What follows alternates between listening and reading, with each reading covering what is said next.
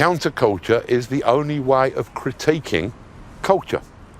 Just like, say, Marxism was the only way of critiquing capitalism.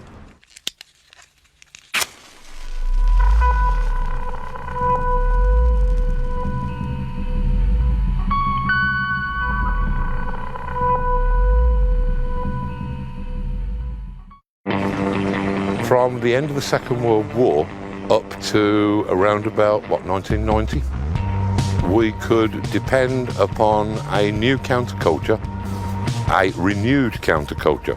Every 2 or 3 years, the counterculture of the mid-60s, say. Within a couple of years, we had glam, which brought a whole different kind of culture with it. And of course, a few years after that, we had punk, with this tremendous explosion of energy. Those movements carried on reliably every 2 or 3 years, like buses. And then in 1995, we got, instead of a counterculture, we got Britpop, which was not a genuine cultural movement. It was a revival of British indie guitar band riffs of the 60s and 70s.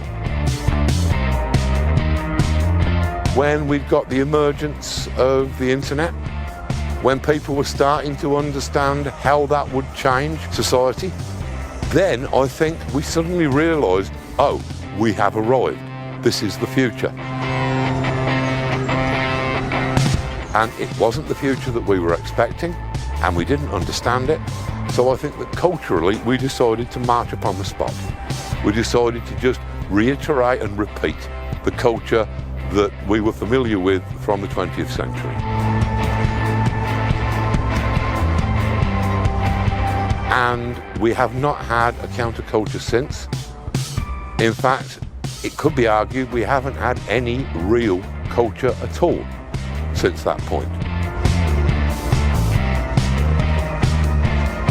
We need counterculture in order for our regular culture not to stagnate and die.